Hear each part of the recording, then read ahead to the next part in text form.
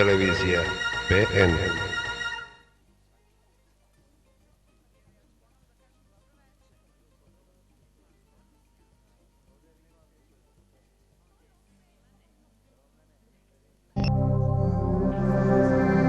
Night after night, television brought images of death and suffering from the war that engulfed Yugoslavia between 1991 and 1995. When the fighting stopped, NATO countries, particularly the United States, eagerly claimed credit for ending the war.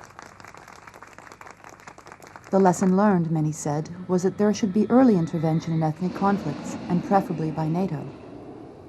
But did the West prematurely take credit for ending a war it had helped create? Did misguided Western intervention actually transform a small brush fire in the Balkans into a major civil war? I think that what the international community on the whole, the Europeans and the Americans and the United Nations have done, on the whole, made it sure there was going to be a conflict. The intelligence community was unanimous in saying that if we go ahead and recognize Bosnia, it will blow up. Because there was no agreed branches and because everybody was armed, if you ruptured the old Yugoslavia by unilaterally declaring independence, in fact, seceding was a war of secession. Once you decided to secede, you had no hope that it could be done peacefully.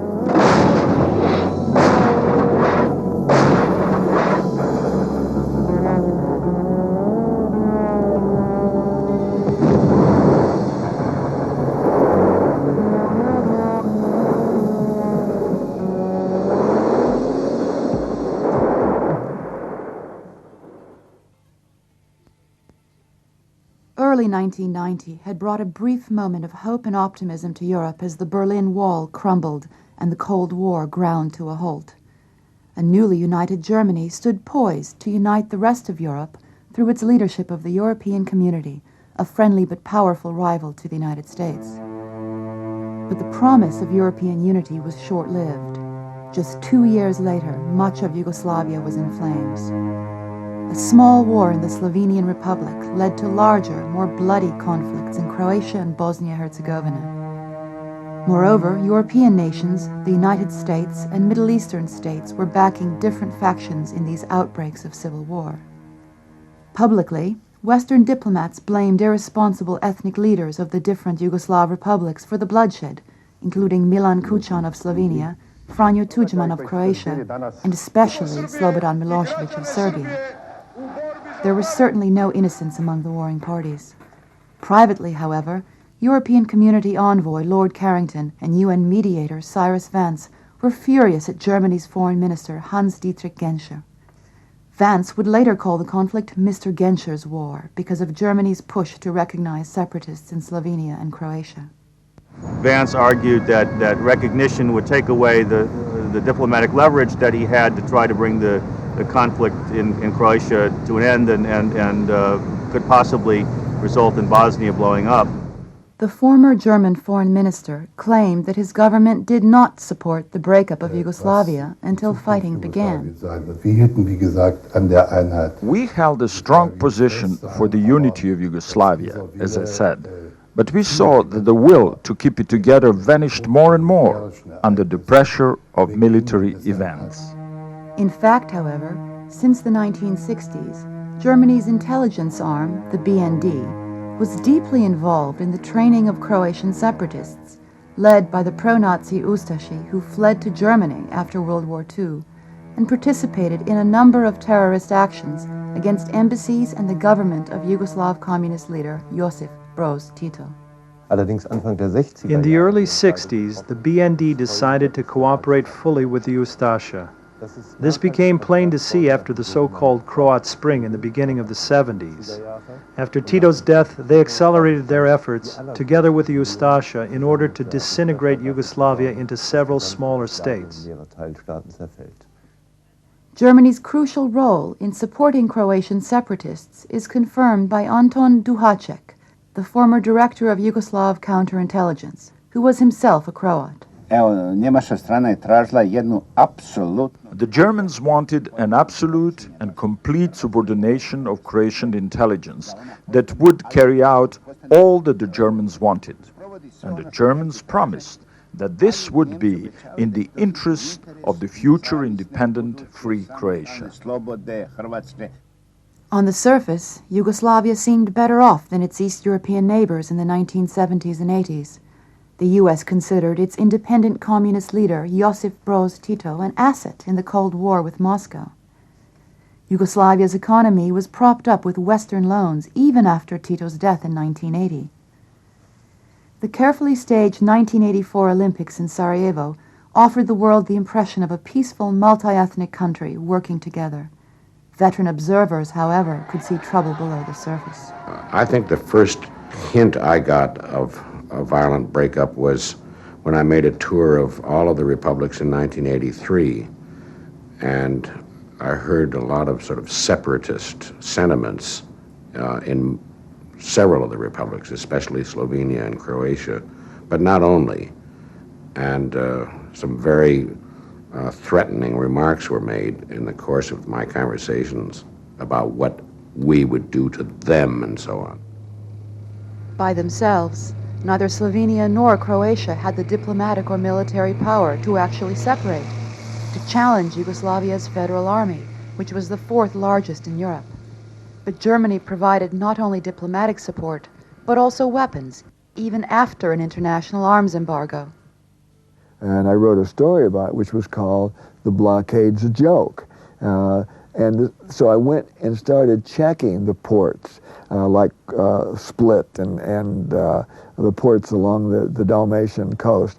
And as best I could, checking the stuff that was coming across the borders. And there was no limitations. We saw a Croatian MiG-21 shot down in the Krajina, which the Croatians said came from former Yugoslav Air Force stocks. In fact, it was clearly from East German Air Force stocks. It had the East German radar warning receivers on board. So we know that these weapons are coming from the former East German stocks, so that they're, if you like, slightly disguised in the sense that they don't look like West German weapons, but they are coming from West Germany, obviously with the West German government's blessing. There can be no other way in which heavy weapons can be supplied like this. While separatist forces were being armed, Germany was at the same time warning the Yugoslav government of Ante Marković not to use force against separatists. Ante Marković, who was himself a Croatian, presided over a divided government which was unable to stand up to German pressure or rally his government for the challenges ahead. He never lined up, coalition support. He always flew solo. So, he could be welcomed in the White House, and was, but he didn't have any backing at home. So, in that sense, he was a real failure, and a disastrous one in that he preserved the fiction that Yugoslavia was holding together. The Yugoslav Federal Army, which held the country together, now became a target for those who wanted to break it apart. At a Croatian separatist rally in Split in May of 1991, demonstrators strangled a young soldier of the Federal Army and then tossed his dead body onto the street. This and similar events seem to bear out predictions by the U.S. Central Intelligence Agency. The CIA said in 1990, October, that Yugoslavia faced breakup, probably violent, as early as 6 months from the time of the report. And nobody paid any attention to it in the higher echelons of government. By June of 1991, however, U.S. Secretary of State James Baker decided to make one attempt to prevent a disaster. He flew to Belgrade, the capital of Yugoslavia, to confront leaders of the 6 republics. He said, don't any of you take steps that are not agreed on by the others. However, Milan Kucan and Franjo Tudjman, leaders of the Slovenian and Croatian republics, were confident that they could ignore the U.S. Secretary of State. They declared their independence just days later, on June 25th. Because they could count on the support of German Foreign Minister Genscher and Austrian Foreign Minister Alois Mock. The cycle of violence which would destroy Yugoslavia began when Slovene President Milan Kučan ordered his troops to seize customs posts on the Yugoslav borders with Austria and Italy and the Slovene capital of Ljubljana. Yugoslav flags were taken down and replaced with Slovenian flags. And the Slovenes thought they had a right to take down those flags. The end of an internationally recognized frontier. And I don't think that for a moment Belgrade expected there would be violent resistance. To avoid violence, Yugoslav Army General Andrija Rašeta had phoned Milan Kučan privately to let him know that many Yugoslav Army troops responding to this challenge of federal authority were not even carrying live ammunition. But in fact, the Slovenes had prepared themselves. They were getting a lot of encouragement from across the way, from Vienna and from the Germans too. And they foresaw that they could make a very big international case by having what they called a war of independence. It was nothing of the sort. German Foreign Minister Hans-Dietrich Genscher flew to the Austrian border with Yugoslavia to join President Kučan and warned the Federal Army against efforts to maintain control of federal borders. Kučan ordered his forces to fire on Yugoslav Army troops, including those who carried no live ammunition. Faced with international opposition led by Germany, Yugoslav President Marković ordered the Federal Army to withdraw from Slovenia without a serious attempt to counter separatist forces. Slovene leaders conducted a masterful public relations effort. Foreign reporters were kept occupied in an underground press center with briefings that suggested that Slovene forces had defeated the fourth largest army in Europe. Journalists in the press center routinely reported as news fanciful briefings from Slovene officials on various battles, including some that had never happened. What was going on in Slovenia, where the Slovenians declared independence and set up customs posts on the road, tended to be seen and portrayed on television as the Yugoslav army acting aggressively against Slovenia as opposed to the Slovenians declaring independence. The manipulation of the foreign press corps set the tone for new wars of secession in Croatia and Bosnia. Repeatedly, the JNA was described as an occupying force dominated by Serbs. The reality was different, however. The Army's Chief of Staff, Veljko Kadijević, was half Croatian, half Serb. Air Force Chief Zvonko Jurjević was Croatian, and the commander of the Navy, Stane Brovec, was Slovenian. And the Federal Army had held Yugoslavia together under Tito without creating any protests about human rights.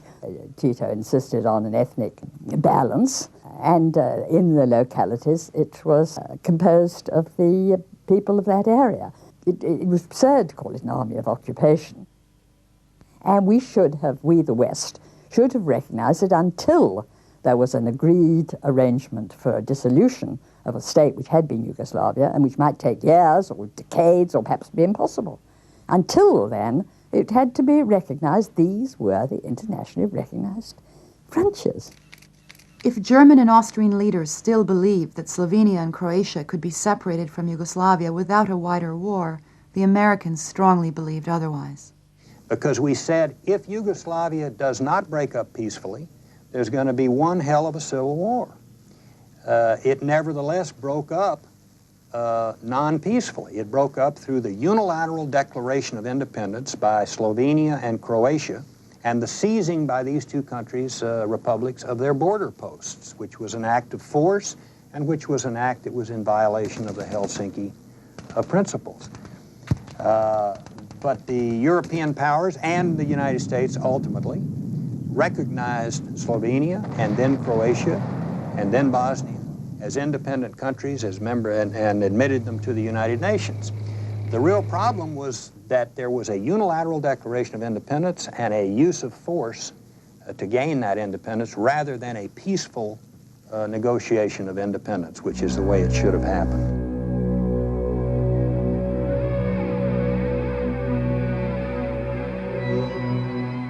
While most of Europe, including England, France, and Russia, opposed the breakup of Yugoslavia, only the Americans were strong enough to oppose Germany.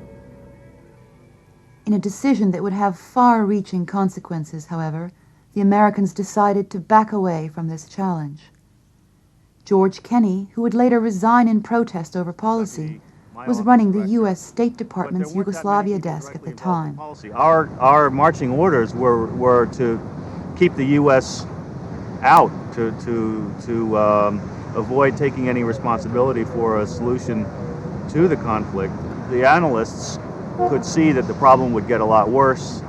They also saw that the Europeans weren't going to be able to handle it. Historically, the United States had supported a multi-ethnic Yugoslavia over a 70-year period to stabilize the region and serve as a barrier to German expansion. In reality, Yugoslavia, a union of South Slavic peoples, would never have come together in 1918 without American support from U.S. President Woodrow Wilson. For centuries, the region had been colonized by Austro-Hungary and the Turkish Ottoman Empire. The Austrians, under the Habsburg monarchy, used a policy of divide and rule to maintain control, keeping the Slovenes, Croatians, Serbs, and Muslims at each other's throats, instead of uniting them in their common interests. The Habsburg Empire kept going and held down a large part of what we came to call Yugoslavia, and there was no possibility of a Slav get-together until after the First World War, when the Austro-Hungarian Empire collapsed and the peoples came together and decided to unite. With American support, Yugoslavia was founded in 1918 and survived German attempts to divide it up during World War II. When Yugoslavia's communist leader Josip Broz Tito broke away from the Soviet Union and the Eastern Bloc in 1948, the U.S. stepped in with military assistance as well as international loans to prop up a buffer state between the West and the communist-dominated Warsaw Pact. As the Cold War came to an end, however, Washington declared a new world order which emphasized economic competition rather than anti-communism. So once that containment of the Soviet Union began to disappear as a need with the decline after mid-80s, Gorbachev's economic reforms, the NATO Warsaw Pact talks about reducing arms and force buildup, all of that led to Yugoslavia being essentially irrelevant in its defense posture. And by early 1989, the Americans were really quite explicit. The new ambassador to Yugoslavia from the United States informed the Yugoslav government that the Yugoslav position was no longer needed, that Yugoslavia was no longer strategically important to the United States and Western defense. Yugoslavia had become expendable. International loans were called in, causing triple-digit inflation. The federal government was forced to require austerity measures from the different republics. Particularly those requirements led Slovenia as a republic and eventually other republics to rebel against what was being called economic reform in the constitutional level. Any American efforts to preserve Yugoslavia would also put Washington on a collision course with Germany when German leaders were enjoying their first taste of real political power since World War II. Moreover, U.S. President George Bush had declared a special relationship with Germany, the kind America used to have with England. The United States thought that Germany would have to be largely responsible for the incorporation of Eastern Europe and Central Europe into the West, because Germany had a national interest, it was its neighbor, its periphery, and it was financially the most powerful country in Europe and had the resources to do it. In the post-Cold War period, Germany wanted, once again, the evidence is very clear, to recolonize Yugoslavia, to recolonize the Balkans. And the United States tied itself to German policy through its need of German power and influence in stabilizing Eastern Europe, Western Europe, through the exercise of dominion via the European Community, now the European Union, and potentially, eventually, in the lands of the former Soviet Union. The problem was that there was one very important country standing in the way of this, and that was Yugoslavia.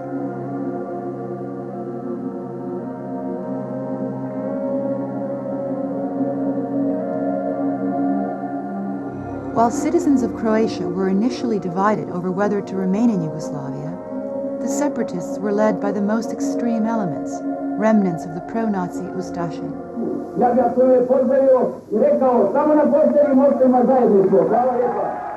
As the New York Times columnist A.M. Rosenthal would write, in World War II, Hitler had no executioners more willing, no ally more passionate than the fascists of Croatia. They are returning from 50 years ago from what should have been their eternal grave, the defeat of Nazi Germany. Adolf Hitler considered Yugoslavia to be an artificial creation of the hated Versailles Treaty, which ended World War I. To break it up, he set up a puppet state, an enlarged Croatia, which also included Bosnia-Herzegovina. As its leader, he appointed the fanatical Croat Ustashi Ante Pavelić. Pavelić had helped plot the assassination of King Alexander, Yugoslavia's first constitutional monarch, in Marseille, France, in 1934. And it was the Germans, the German Nazis, who picked out this dreadful Ustashi leader, who had made quite clear that he favoured Hitler's solution to be applied, which Hitler's his final solution for the Jews he wanted to apply to the Serbs, so he made no secret of it. Simon Wiesenthal, who tracked Ustashi fugitives for decades, along with other Nazi war criminals, told an interviewer, I must admit I am obsessed by the criminal character of the independent state of Croatia. Even the Germans were appalled by the crimes committed in it. How many men, women, and children died there? Hitler's special envoy to the Balkans, Hermann Neubacher, wrote, leaders of the Ustashi boast that they have slaughtered 1 million Orthodox Serbs. On the basis of official German reports, I estimate the number to be 750,000. Most of these Serbian civilians perished in the notorious Croatian death camp Jasenovac, which straddled the Sava River between Croatia and Bosnia. The extermination of Serbs, Jews, and Gypsies in Sarajevo was the task of top Muslim leaders who, with few exceptions, collaborated with Hitler and the Croatians. There was in occupied Bosnia, also under German patronage, a strong Muslim wing which was very anti-Western. It was represented internationally by the Mufti of Jerusalem. You heard of his viciously anti-Western views, and he was brought to Sarajevo and mobbed by enthusiastic crowds. After the war ended, Croatia and Bosnia were never denazified. Not only were there no apologies to the Serbs, Jews, and Gypsies, but attitudes remained frozen under the surface of Tito's official policy of socialist fraternity amongst peoples. Following the death of Yugoslavia's longtime leader, Tito, in 1980, right-wing émigré organizations took out an advertisement on the opinion page of the New York Times, stating that Yugoslavia would not survive, and offering a map which included all of Bosnia as part of Croatia. It was a map nearly identical to the Nazi-created independent state of Croatia.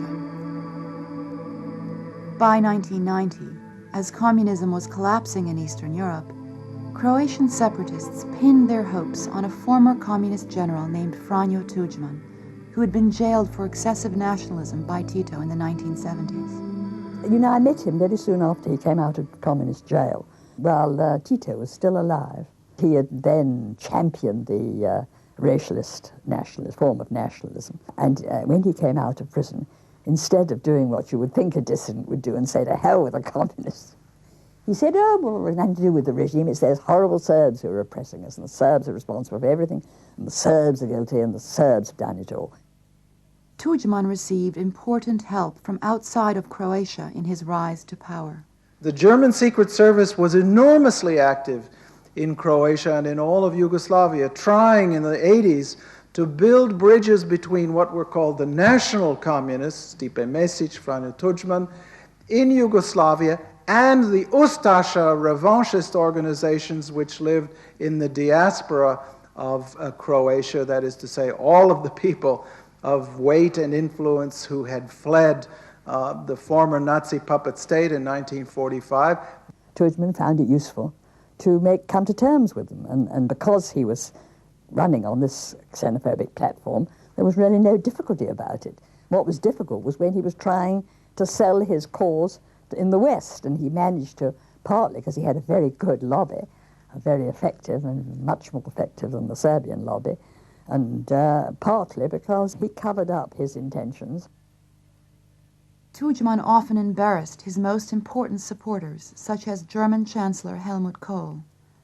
For instance, Tudjman had written a book minimizing the crimes of the Ustashi and claiming that the Holocaust was greatly exaggerated.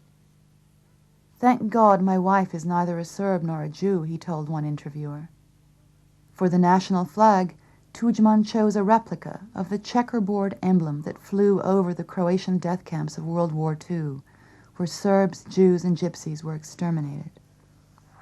Tudjman's anti-Semitic views were covered beneath rhetoric acceptable to the West. With the help of Reuter and Finn, a high-powered American public relations firm, the New York Times found space for General Tudjman's new and misleading image on its opinion page. In the article, Tudjman promised that there would be no purges against the Serbian population in Croatia if it separated from Yugoslavia.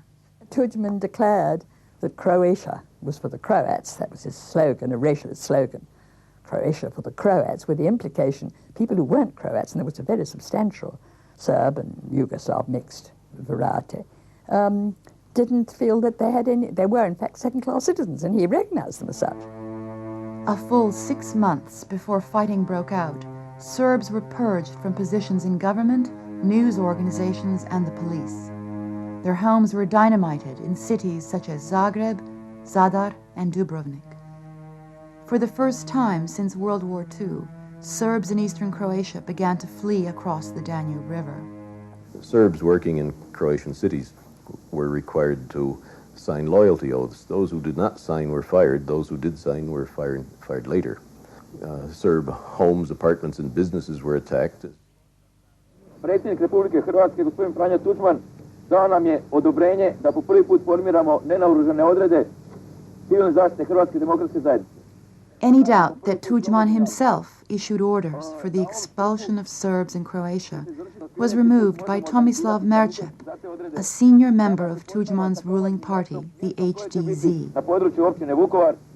Merčep would later be identified by Croatian police reports as one of 2 Croatian leaders who directed death squads that murdered hundreds of Serbian civilians in eastern Slavonia around Vukovar and Osijek in the fall of 1991. He received little press coverage in the West, but Merčep was, in many ways, the spark that set the fire of war in Slavonia, a disputed region of Croatia where the Yugoslav war began. Merčep's co-leader of the Croatian death squads was Branimir Glavaš of Osijek. Unlike more discreet members of the ruling HDZ party, Glavaš made no secret of his identification with the World War II Croatian Ustashi as he welcomed returning Croatian prisoners of war. Slobodno recite da ste Ustaše I jeste I došli u svoju domovinu.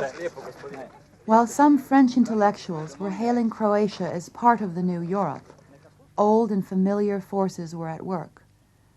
Osijek became a magnet for neo-fascist groups fighting with Glavaš. They included British skinheads, German and Austrian neo-fascists, and followers of the French extremist Jean-Marie Le Pen. C'est comme ça que l'on bâtit l'Europe nationaliste. Et vous y allez directement après, demain Oui, demain nous partons pour Zagreb pour prendre des ordres à l'état-major, mais pas de l'armée croate régulière. Nous allons avec la force de défense croate qui dépend du parti du droit croate, et donc nous partirons quelque part sur le front en Slavonie, je suppose. The United States, which soon adopted Germany's approach to the Balkans, ignored recent history and offered a simple explanation for the fighting which broke out in the predominantly Serbian region of Croatia, which was known as the Krajina. Assistant Secretary of State Richard Holbrooke, who spent the early years of the Yugoslav War as the American ambassador to Germany, represented what became the official American view. The Serbs started this war. The Serbs are the original cause of the war. Those who tried to prevent the war saw it differently. The Serbs in Croatia, and indeed outside Croatia, had a very vivid memory of what happened in 1941-42, when Hitler declared Croatia as an independent puppet state, if you like, and the horrors that went on there and the murders of the Serbs were still a very large number of Serbs were murdered at that time. I mean, hundreds of thousands. And I think it was very understandable that when Croatia declared its independence and promulgated a new constitution without any safeguard for the 600,000 Serbs who still lived in Croatia, the Serbs were very perturbed about this. From the beginning, the Serbs were blamed, and they were partly blamed out of ignorance because nobody bothered to look back at the history to put it within its historical context and to see why the Serbs who lived in Krajina and the Serbs who lived in the area that is called Bosnia and Herzegovina, why, because of their historical experiences, were so hostile to being under Zagreb or under Muslim Sarajevo rule. In World War II, Serbs offered the first serious resistance to Nazi Germany on the mainland of Europe. Later in the war, the Serbian royalists, sometimes known as the Chetniks, organized the largest rescue of downed American pilots behind enemy lines. But U.S. relations with the Serbs deteriorated greatly by 1989, symbolized by the stormy relationship between Slobodan Milosevic, the new leader of Serbia, and Warren Zimmerman, the new U.S. ambassador to Yugoslavia. I think Warren came out of Vienna from his last post as an ambassador dealing mainly with human rights, and his first action as ambassador was to go to Kosovo and embrace the Kosovo separatist leaders. And this automatically offended the relatively new Serbian leadership under Slobodan Milosevic. By the late 1980s, ethnic unrest in Kosovo had already set the stage for the breakup of Yugoslavia. For Serbs who first inhabited the area in the 7th century AD, Kosovo was the cradle of their civilization, their Jerusalem, and home to their most revered monasteries. A bit of history, unfortunately, is required here.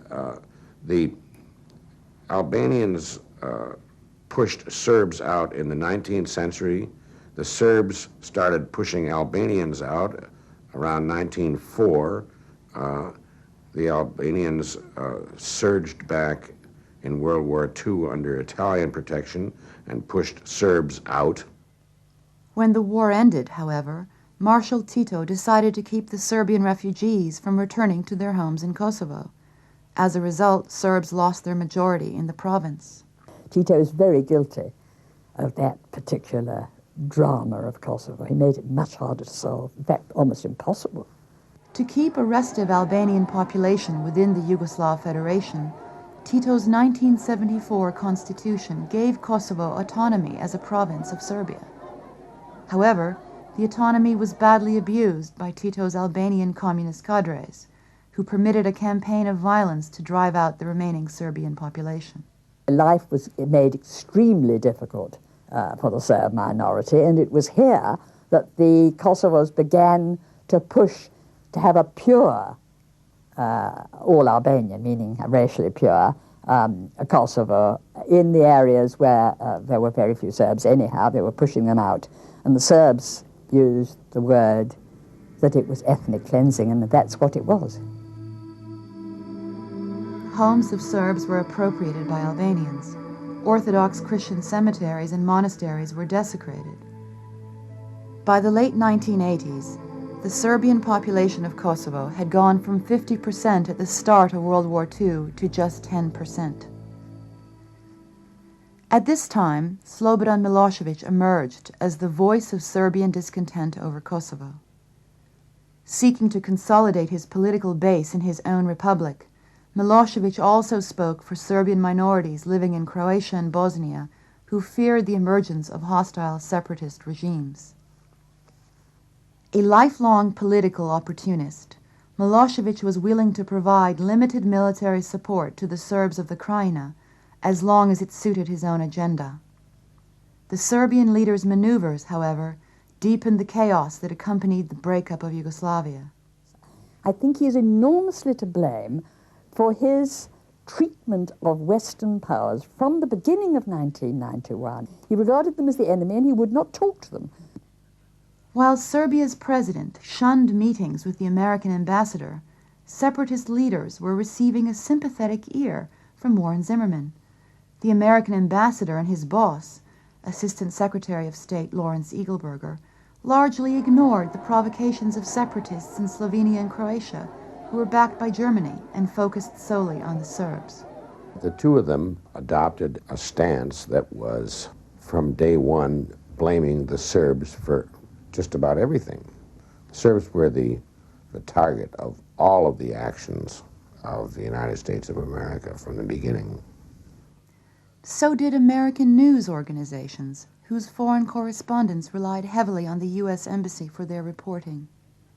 Yet the obsessive focus of the press with Milosevic served to divert attention from the role of Western powers in making an avoidable war inevitable. While some Western leaders called Milosevic an architect of the conflict, the first shots of the war had been fired by armed separatists in Slovenia and Croatia, strongly supported by Germany. In hope of heading off disaster, the European community organized a constitutional conference in 1991, led by respected British diplomat Lord Peter Carrington, to find a compromise between those who wanted to separate from Yugoslavia and those who wished to keep it together.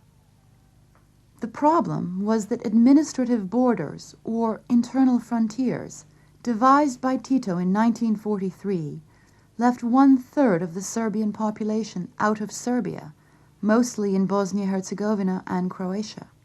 These frontiers were drawn in a very secretive and very, in my view, very irresponsible way by Tito's inner cabinet while the war was still going on. And they were never subject to a public debate or discussion. They were never endorsed. The idea of giving each republic substantial economic and political autonomy meant that each was a kind of hierarchy of the party, and then there was you had, in order to keep the country together, you had to balance out these political leaders. And Tito was very skillful in playing one off against the other, or in some cases of playing them against their population. It was the substitute for democracy in the way that we know it, but it was also considered by many of his supporters throughout the population as necessary because, to their view, democracy led to national, or as we call them, ethnic parties, and that would then break up the country and lead to civil war again. As Yugoslavia slid towards civil war in 1991, 2 referendums were held on the same day in Croatia. Croatians voted overwhelmingly to separate from Yugoslavia, while ethnic Serbs, particularly those from the Krajina region, voted by a similar margin to remain within Yugoslavia. A compromise favored by European community negotiators would have permitted Croatia to leave the Yugoslav Federation, but would have permitted the regions where Serbs formed a majority to remain in Yugoslavia or to gain substantial autonomy. Serbs who lived in an independent Croatia would be guaranteed full citizenship and human rights protections. In the capital city of Zagreb, Croatian President Tudjman seemed reluctantly prepared to accept this compromise, which would have prevented a major military conflict. Germany, however, announced they would recognize both Slovenia and Croatia within Tito's administrative borders before the end of 1991. There would be no compromise. The Serbs were bitter that the first act of a newly united Germany would be to divide the Serbs of Yugoslavia into at least 3 separate countries. A crucial opportunity to divide Yugoslavia by peaceful means was now threatened by Germany's action. It broke up the Constitutional Conference because once you gave 2 out of the 6 republics their independence, those 2 had no further interest in the Constitutional Conference. You had to ask the other republics whether they wanted their independence, which meant you had to ask Bosnia, and it was perfectly plain that Bosnia, there was going to be a civil war in Bosnia if you did do that. UN Secretary-General Perez de Cuellar sent a strong letter to German leaders, warning that recognition would be a disaster. Germany and Austria's own ambassadors in Belgrade privately warned against recognition of Croatia. The Germans risked being isolated. But the pressure from Kohl's party and from the huge lobby of Croat lobby in the southern parts of Germany, and Bavaria particularly, was such that it was difficult for Genscher to go on postponing the support. By the time the war started, the German public had already been prepared by the repeated attacks on the Serbs in an influential German newspaper in Frankfurt. The strident commentary of Johann Georg Reismüller, which favored Croatia and reviled the Serbs, any Serbs, all Serbs, reminded Peter Handke of the way Nazi propaganda minister Joseph Goebbels once characterized the Jewish race. It was the German press, in the form par excellence of the right-wing Frankfurter Allgemeine Zeitung, and its journalists that fundamentally influenced German policy. German support for Croatian separatists received an unusual tribute, a musical thank you on Croatian state television. Danke Deutschland, meine Seele brennt. Danke Deutschland für das liebe Schein. Serbian television broadcast Croatia's musical thank you, interspersed with World War II footage of cheering Croatian crowds in Zagreb welcoming Hitler's troops.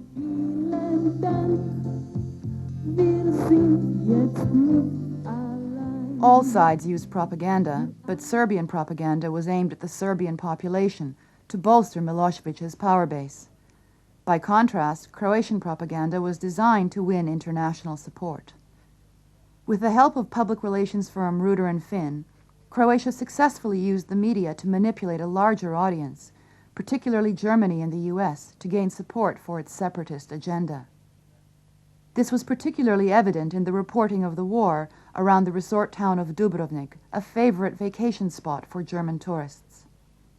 Working through its Washington PR firm, the Croatian government managed to convince much of the world that Dubrovnik was being destroyed by the Serbs in unprovoked attacks which lasted for months during the fall of 1991.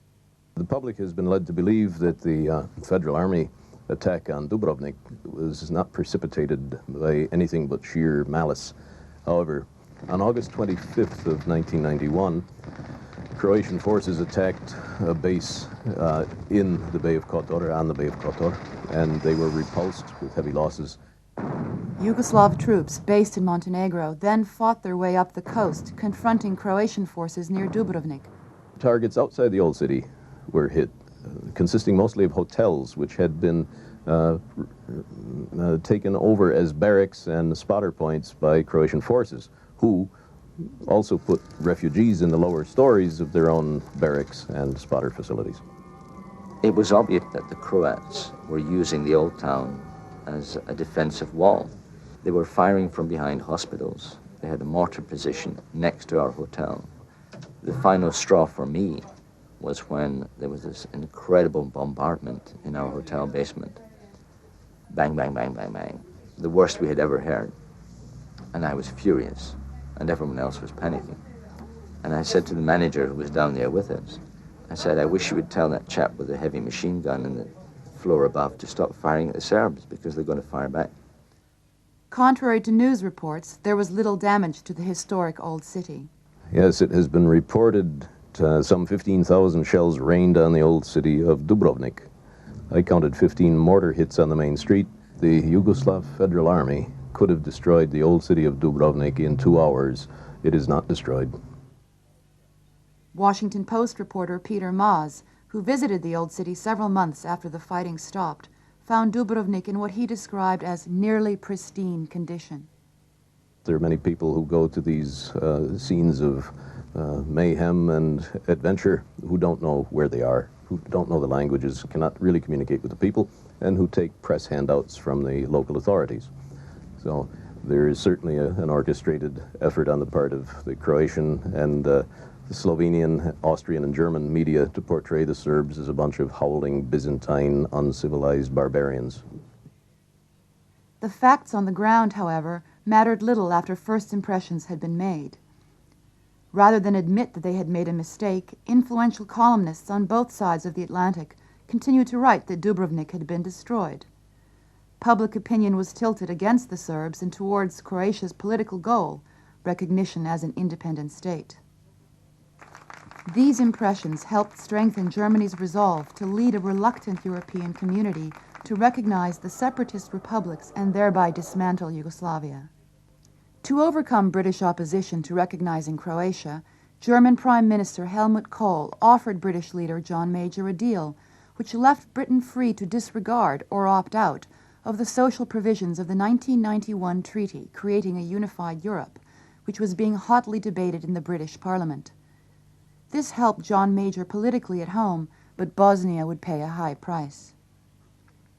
The French, who needed German help to stabilize France's currency, also dropped their opposition to recognizing the separatist republics. The United States, the only power strong enough to oppose Germany, began to waver. Deputy Secretary of State Lawrence Eagleburger, who had once served as U.S. ambassador to Yugoslavia and spoke Serbo-Croat, knew well the dangers of a wider war if recognition were extended before a settlement had been reached between the different ethnic groups. I think the major lesson here is that when you get involved in something like this with 1,000 years of history underlying it all, you need to understand that once the dam breaks, the viciousness can be pretty awful on all sides. In the end, here also, peace would be sacrificed for domestic politics. There was an American election coming up. When we finally went ahead and recognized, one of the reasons we did so was because it had become a major domestic political issue for us here. We have particularly a large Croatian-American community, and Mr. Bush lost most of them in the election that he lost, because they were unhappy with our having delayed as long as we did in recognizing Croatia. While German actions encouraged the armed secession of Slovenia and Croatia, it was U.S. diplomacy, particularly through Ambassador Warren Zimmerman, which helped light the spark for a war in Bosnia-Herzegovina by supporting Muslim leader Alija Izetbegović in his bid for a separate state. And then we were the ones that went to the Europeans and insisted that they recognized Bosnia, and then we would recognize all three of the new states. And that was the deal that was made. And of course, it was precisely that led to the current war. This was a war that European leaders believe could have been avoided.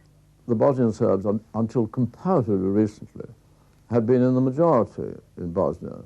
And then the Muslims, who had a very much higher birth rate than the Serbs, became the predominant, the majority population. And this, of course, was something very hard for the Serbs to swallow.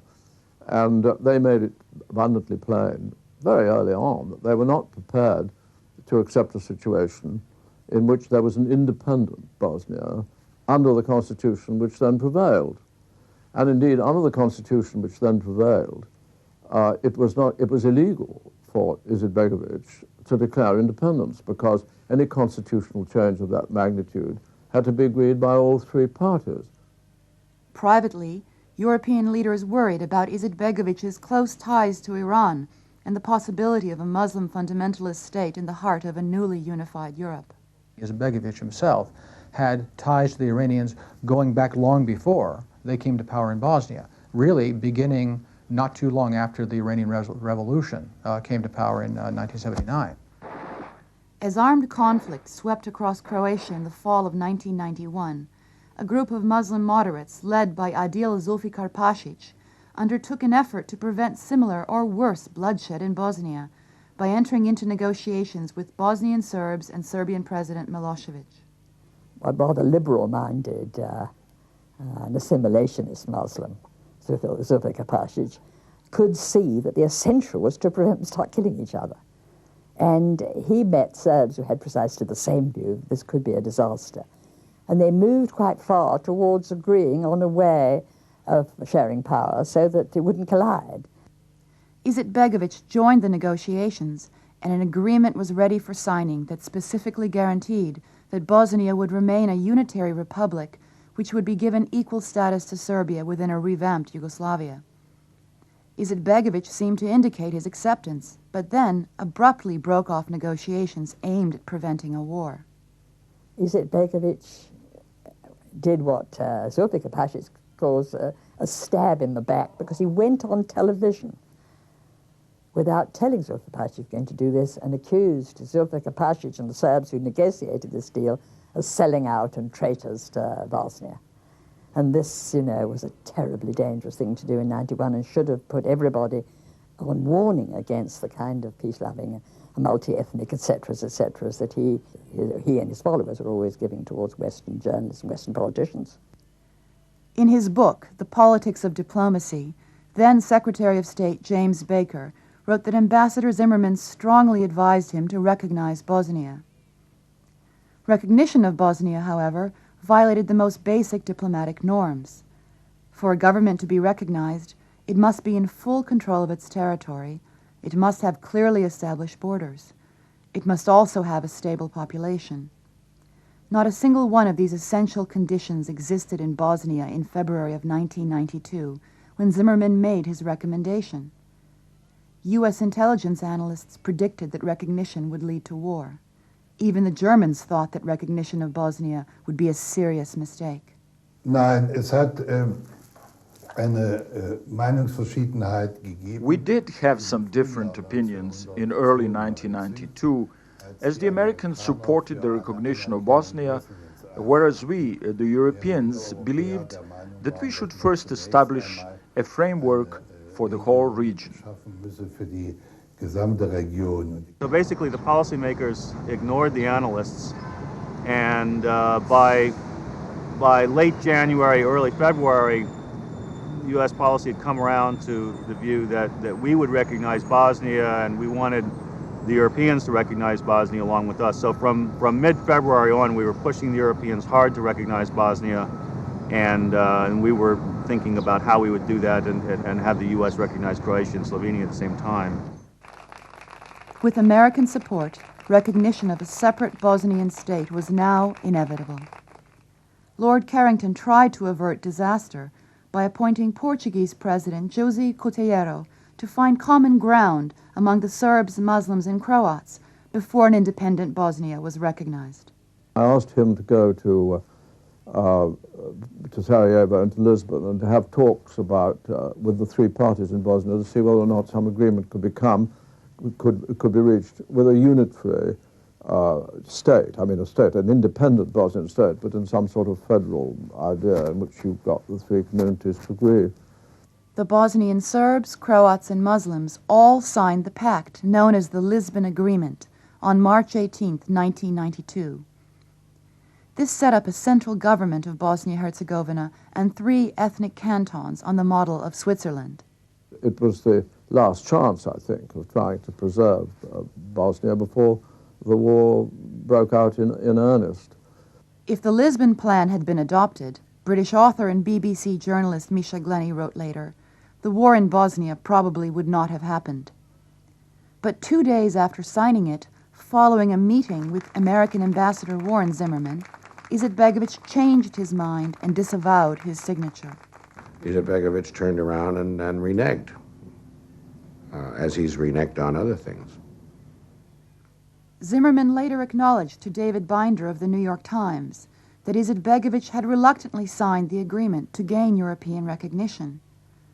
More than a year after the bloodshed began in Bosnia, Zimmerman also admitted that the Lisbon Plan was not bad at all, but recalls telling Izetbegovic, if you don't like it, why sign it? Zimmerman told Izetbegovic, look, why don't you wait and see what the U.S. can do for you, meaning we'll recognize you and then help you out. So don't go ahead with the Lisbon Agreement, don't accept the Coutinho plan, and just hold out for some kind of unitary Bosnian state.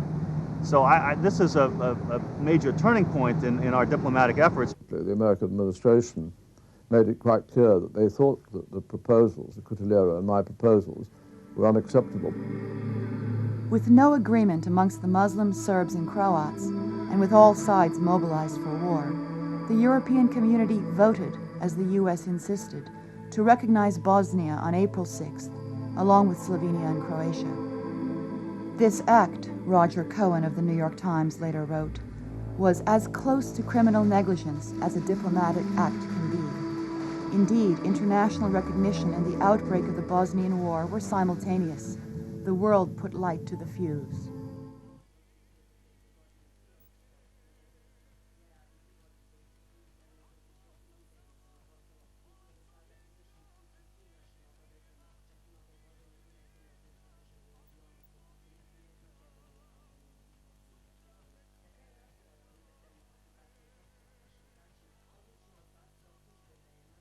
warring sides in Bosnia, the Serbs, Muslims, and Croats, fought for their own survival in 1992, Western countries sought political advantage by allying themselves with different factions. Outside, individual countries have been playing sides and therefore escalating the nationalist competition within.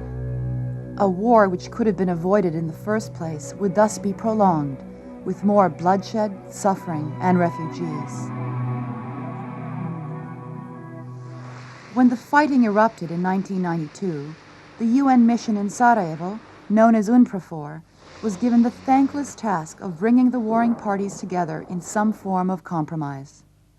But the UN's attempt to be the honest broker was repeatedly undermined by the competing agendas of its own members, particularly the United States, which pressured NATO into supporting Bosnia's ruling Muslim faction, headed by Alija Izetbegović. The United States, for reasons that are not entirely clear, has always been the very dogged champion of the Izetbegović Islamic faction within Bosnia. Britain, France, and Russia had always tended towards Serbia. The Germans, of course, had always been supportive of the Croats. If the various European interests had been allowed to govern in Bosnia, I think it's very clear it would have eventually led to some sort of an arrangement between the Serbs and the Croats, which would have ended, I think, with a minimum of bloodshed. With strong support from the United States and Middle Eastern countries, however, Izetbegović had a clear interest in prolonging the war, in the hope that the West would intervene on his behalf. And I think the American support, insofar as he's had that kind of support, has been to please their clients in the Middle East. I think that insofar as Izetbegović does hope to internationalize the war, which is his only chance of keeping it going, and he has an interest in keeping it going, and I think depends on continuing this Middle Eastern support. U.S. intelligence was aware that since the middle 1980s, Iran had been training 250 Bosnian Muslims each year. Iran has a number of strategic objectives in Bosnia. Part of that is getting an Islamic state firmly established in Western Europe. The Sarajevo regime headed by Alija Izetbegović is a radical Islamic regime that is tied closely to the Iranians and other radical Islamic elements. You see, for example, in the person of Osama bin Laden, who is a Saudi but has been resident in Sudan, also in Afghanistan, who's the international nature of this radical Islamic movement, which is very supportive of the Izetbegović regime, to which he, in fact, is a member, a component. But the State Department, in both the Bush administration and the incoming Clinton administration, brushed aside these concerns early in the war. It was not until 1996 that NATO leaders, worried about their own troops' safety, raided terrorist training camps in Bosnia run jointly by the Iranians and the Bosnian government. It's an abomination. There are clearly terrorist training activities. These weapons here, in particular this plastic child's toy with plastic explosives and a detonator inserted in it, it has direct association with people in the government. At the outset of the war, the U.S. was promoting the Sarajevo government as a multi-ethnic democracy. The Clinton posture, as is clear to any observer, has always been based on two themes. So one is that the Sarajevo regime is a democratic, multi-ethnic democracy. And the second one is that it is the victim of aggression by Serbia, tentatively by the Croats if they get too obstreperous, but primarily by the Serbs. Long-time observers found this description of Izetbegović's government and his SDA party misleading. The Bosnian presidency was supposed to rotate on a yearly basis, first to Serbian and then to Croatian leaders. But the fighting allowed Izetbegović to claim emergency powers for himself and his party, the SDA.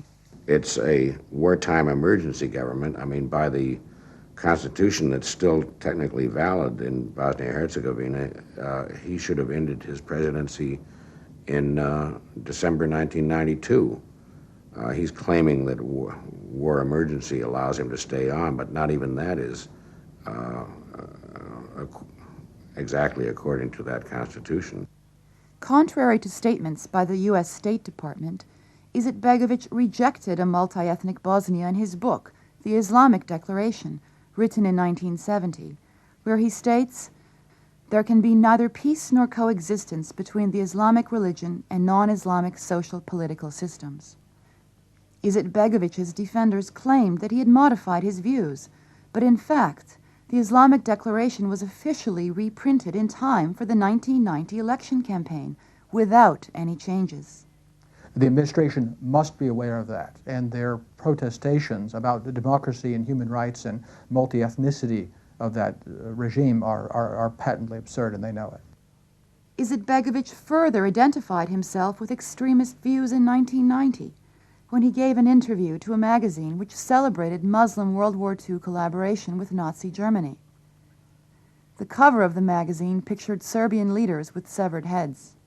There are no Croats or Serbs visible in that Izetbegović government with any real authority. The Bosnian army, as it calls itself now, is mainly Muslim, Muslim manned, Muslim officered. I don't want to give you the impression that I think all the people who are fighting on Izetbegović's side in this army are all of them fighters of the Holy War and Mujahideen. They're not. I think that a great many of them just feel, you know, they belong in Sarajevo and they're appalled by the attacks that have had during the war against Sarajevo. And there are lots of young people who really genuinely believe they're fighting for a society in which all Bosnians can live together, and genuinely are multi-ethnic. But they are fighting in a cause which is to make Izetbegović president of the whole of Bosnia-Herzegovina, which is not a Muslim country. It's mainly Christian, as you know.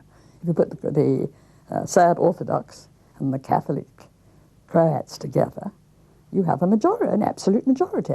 And it's ridiculous that it should be Izetbegović's under Izetbegović's undivided sovereignty. Instead of reaching out to potential allies and presenting their case to remain as part of Yugoslavia, the Bosnian Serbs relied on their initial advantage in weaponry to pursue a military victory. I think it's a civil war. I mean, I think everybody in what was Yugoslavia has a case of a sort. I think you can make a case out for the Serbs, you can make a case out for the Bosnians, you can make a Muslims, you can make a case out for the Croats. But the difficulty is that they all were so extravagant in what the reactions to what all the others did.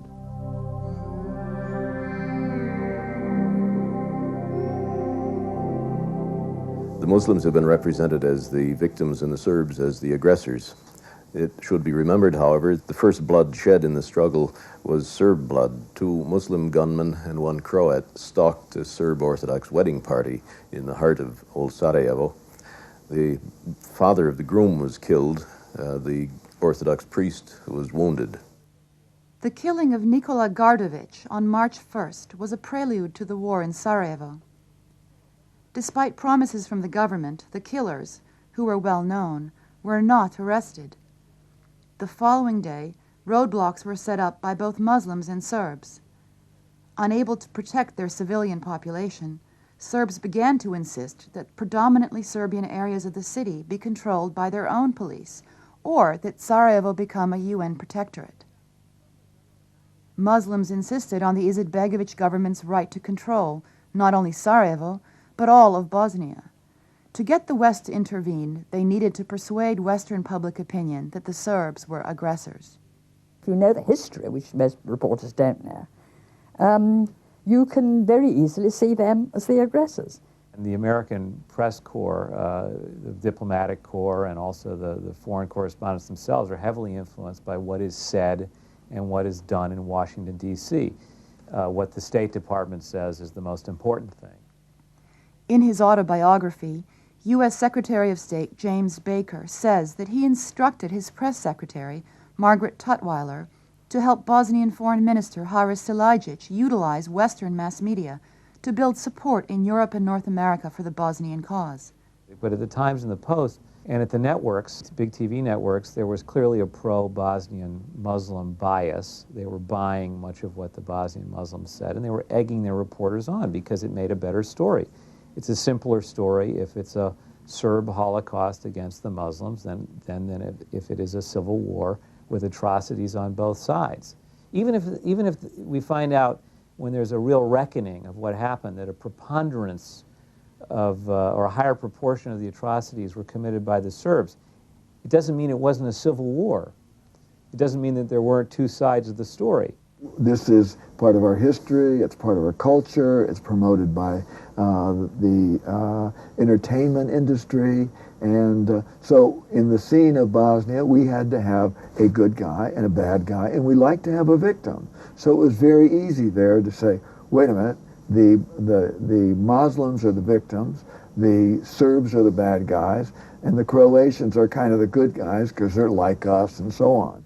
There was a sense that some of their reporting was censored to a certain line, which was anti-Serb, as opposed to actually trying to create balance of what the Bosnians were doing at the same time. The press would have us believe that the Serbs have seized 2/3 of Bosnia. The fact is the Serbs have lived in that territory for 1,500 years.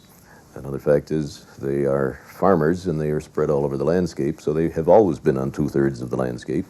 The statement that has become an absolute cliche that the Serbs have taken over 70% of Bosnia. Again, the underlying assumption is that there were no Serbs in Bosnia before the conflict started, when in reality, much of the land of Bosnia was Serb land before the fighting ever began. But the implication is that the Serbs dropped in from some other planet and just took over nearly 2/3 of the country. Based on what he now calls highly biased reporting, Kenny became a hardline critic of the Bosnian Serbs, whom he considered aggressors. In an influential opinion column in the New York Times, Kenny and U.S. Air Force General Michael Dugan argued that Bosnian Serbs should be bombed by NATO. I personally was responsible for perhaps one of the most important things that the State Department did, labeling what was going on ethnic cleansing. I had tried to gin up public opinion, and part of my job was to draft material for the spokesman, Margaret Tutwiler. And she was always looking for inflammatory material. But in any case, my colleague in Belgrade sent me a cable one day saying the Serbs were doing what they described as ethnic cleansing. I thought, okay, this is great. I'll put this into Margaret Tutwiler's noon briefing. And to my surprise, no senior official took the words out. The aggressors and extremists pursue a policy, a vile policy of ethnic cleansing. From that point on, the term ethnic cleansing entered public discourse, but it was not in use before. And I think that that image somehow stuck, and then further down the road, people tried to convert that into an image of genocide, which doesn't really correspond to reality. The reality was that all sides had been carrying out ethnic cleansing since the beginning of the war. And there's ample evidence that that's going on in all sides. It's going on in the United Nations protected areas. It's going on in the areas of Bosnia.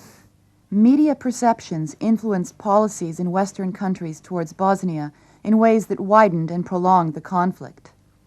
The one force capable of keeping order in Bosnia might have been the Yugoslav army, based in Sarajevo, which had the officers, men, and equipment to counter the many militias, Serb, Muslim, and Croat, that formed in the spring of 1992. General Kadijevic tried to do just that in meetings with leaders of all sides.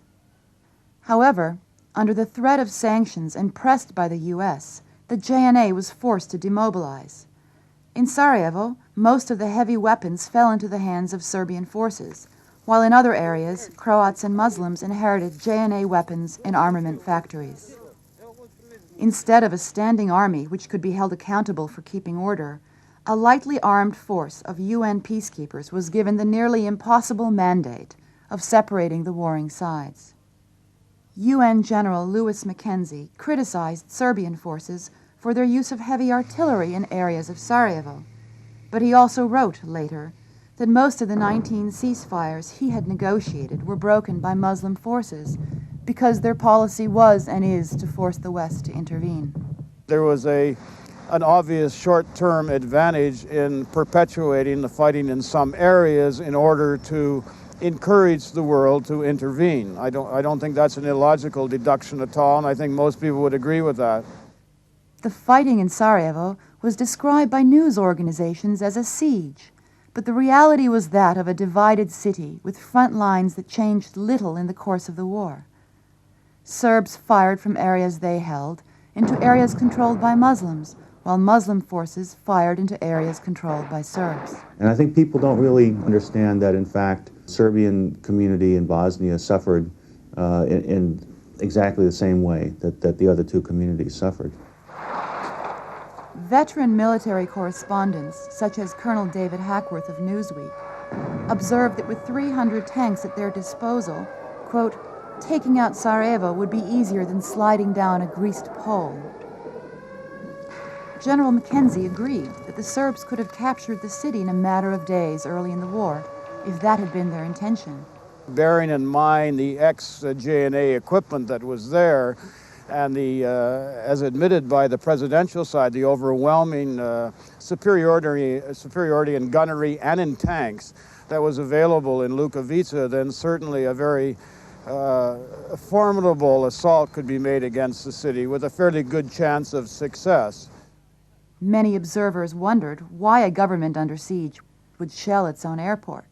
On several occasions, the UN documented and reported and made clear publicly 2 or 3 days later that there were cases where the Bosnians had been mortaring into areas where you wouldn't expect them to be mortaring, like the airport. In his book, Balkan Odyssey, Lord Owen wrote that Muslim forces, quote, would from time to time shell the airport to stop relief flights, to focus world attention on Sarajevo.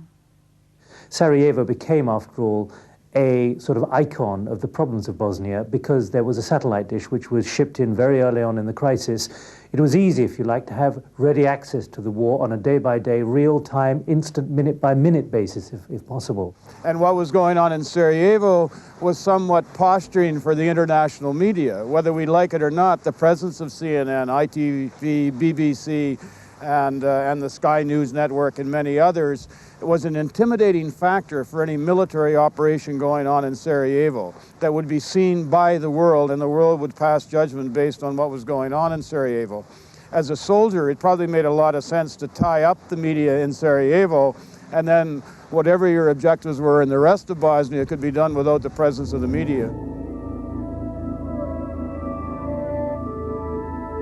The first serious atrocities in Bosnia took place outside the capital before fighting in Sarajevo began. The first massacre of the war, which was carried out on March 26th in Sjekovac near Bosanski Brod in northern Bosnia, was ignored by Western news organizations. Interestingly, the slaughter of 5 Serbian families and the burning of the village by Croatian forces was reported by the pro-government Sarajevo newspaper Oslobođenje. A week later, on April 2nd, Croatian forces captured the town of Kupres in central Bosnia.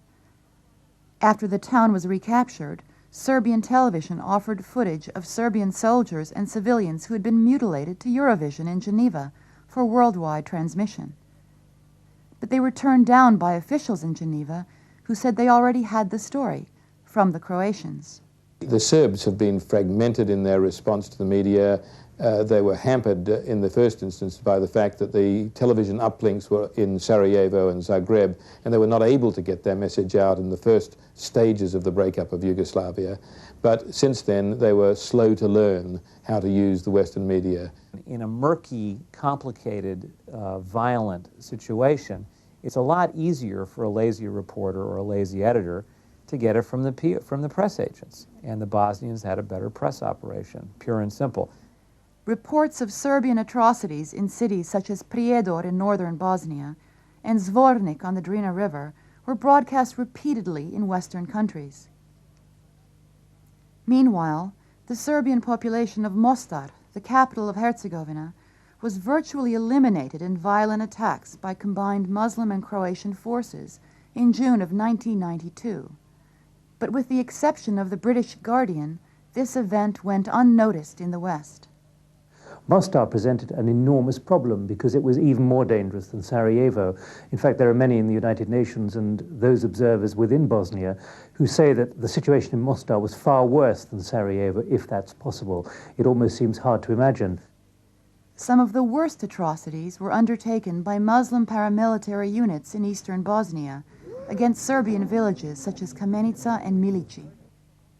Bloody Serbian reprisals in Srebrenica made international headlines in 1995, but for the first 3 years of the war, Srebrenica was the stronghold of Muslim warlord Nasser Oric, who drove out the Serbian population and carried out scores of massacres against surrounding villages, including the killing of 500 Serbian civilians on Orthodox Christmas Eve in 1993. Serb public relations was so poor that they weren't doing what they needed to do to get Serbs on television.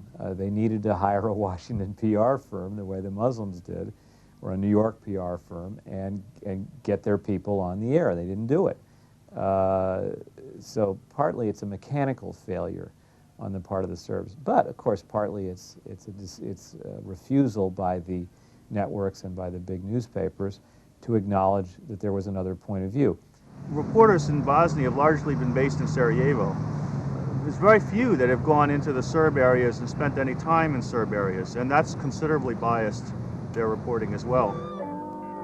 When news did emerge from the fighting in the Bosnian countryside, it was sometimes dangerously misleading.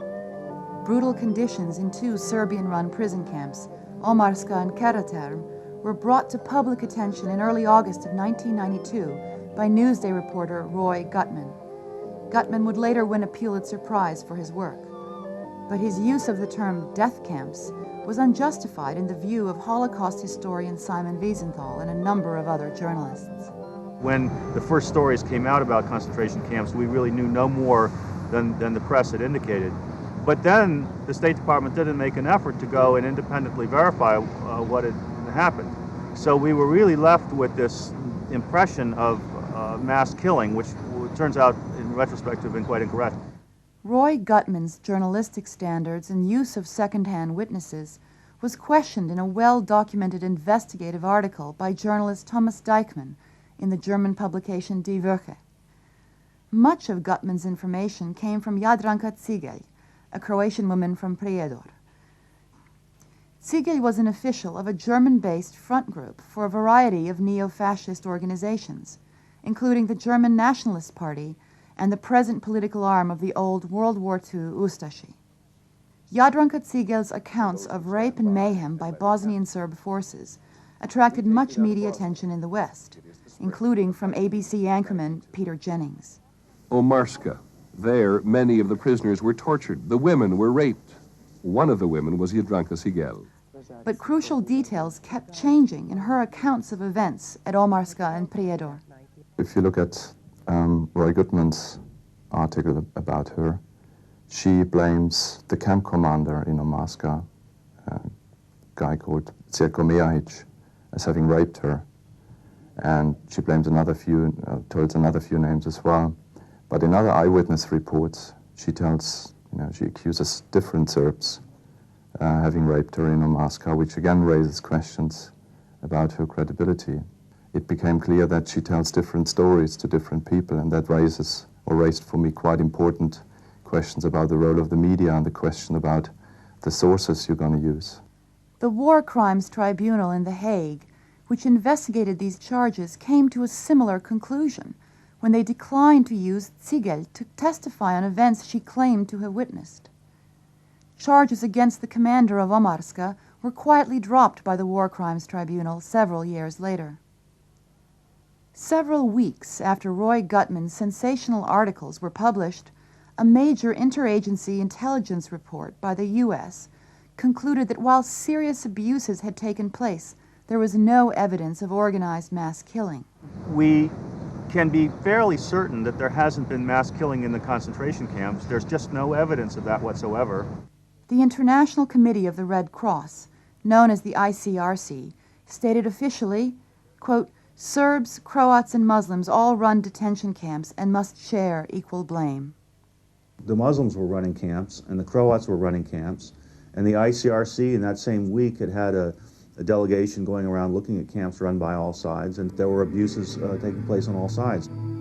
Ironically, the first mention of the phrase concentration camp occurred in the New York Times 2 months earlier, referring to a Muslim-run facility near Konjic.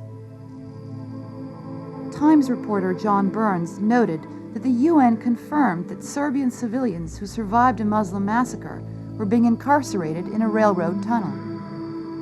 Under international pressure, the two worst prison camps, Omarska and Karaterm, run by the Serbs, were shut down in 1992 after 4 months of operation. But neither Burns nor any other Western reporters bothered to report on the brutal Muslim camp near Konjic or the Croatian camp Dretelj, where killings and atrocities were routine. There were Serbs in camps held even after the end of the war. And there were Serbs being held in Sarajevo in horrible conditions in a drain pipe. And journalists knew about it and never wrote about it. There is no use anybody pretending that there are innocents in this business and that there is one side that is pure white, the victims, and the other side, pure wrong, black, the aggressors. That is not the case.